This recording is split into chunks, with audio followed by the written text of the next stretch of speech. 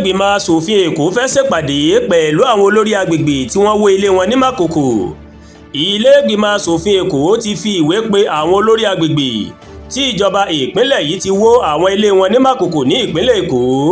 Ọ̀la òde yìí tí ń ṣe ọjọ́ kẹta oṣù kejì ọdún 2026 ó ní ìpàdé náà yóò máa wáyé láàrin àwọn olórí agbègbè tí ilé wíwó náà tó máa kàn àti ìjọba.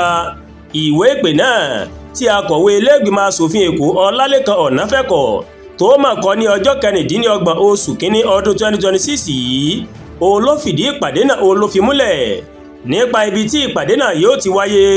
Gbọ̀ngàn tí wọ́n pè ní Chamber Conference Room àjà kejì nílé ìgbìmọ̀ asòfin Èkó ó ní Ọ̀nàfẹ́kọ̀ sọ wípé ìpàdé náà yóò ti wáyé aago 10 òwúrọ̀ ó ní yóò sì wáyé gẹ́gẹ́ bí lẹ́tà ìpè náà gẹ́gẹ́ bó ṣe sọ.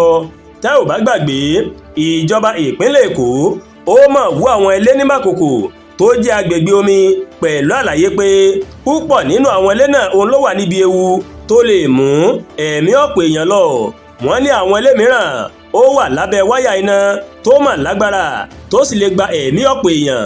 Èyí ni ìjọba gómìnà Sanwó-Olú máa sọ pé òun fẹ́ dènà tó fi wú àwọn ilé agbègbè omi náà tí ọ̀pọ̀ èèyàn tó ń gbé níbẹ̀ sì di aláìnílé lórí mọ́. Àwọn kan tilẹ̀ ti sọ inú ọkọ̀ ojú omi di ibùgbé wọn látàrí ilé wọn tí ìjọba wó náà. Wọ́n ní kò sí ibi tí àwọn yóò kó lọ látàrí àìsí owó táwọn yóò fi gba ilé mìíràn. Ọ̀rọ̀ náà òun ló máa di ariwo látìgbà tí ìjọba ti bẹ̀rẹ̀ ìgbésẹ̀ ilé wíwó yìí. Àwọn èèyàn tí ọ̀rọ̀ kàn wọ́n fi ẹ̀hónú hàn, bẹ́ẹ̀ ni ọ̀pọ̀ aráàlú àti àwọn ajàfẹ́tọ̀ọ́ ọmọnìyàn ó ní wọ́n máa sọ pé ìjọba wulẹ̀ fẹ́ gba Makoko láti sọ ibẹ̀ di àdúgbò àwọn olówó tí aráàlú lásán kò ní lè gbébẹ̀ mọ́.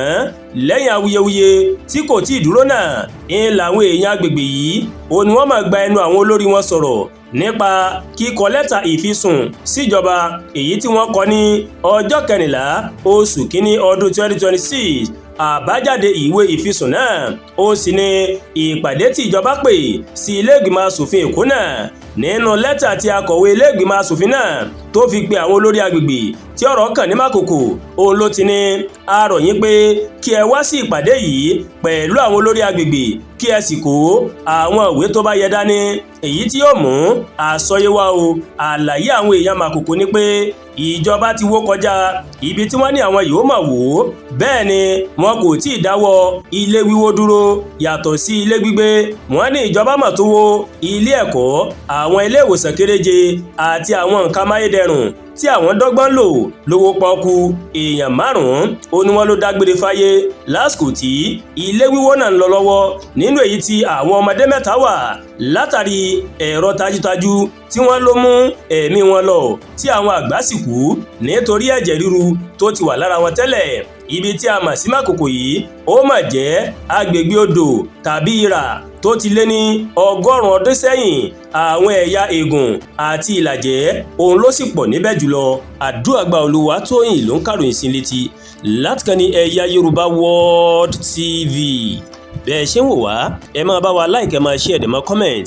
Ẹ má tún gbàgbé láti bá wa subscribe sórí YouTube channel wa kẹ́ wá bá wa tẹ notification bell láti lè máa wo ètò wa lọ́kòjọ̀kan tó bá ti gorí ìkànnì yìí. Ẹ ṣé pọ̀ tẹ́ ń wò wá o, aburú ò ní ṣe ẹnì kọ̀ọ̀kan wa lágbára Ọlọ́run Ọba Elédùmarè.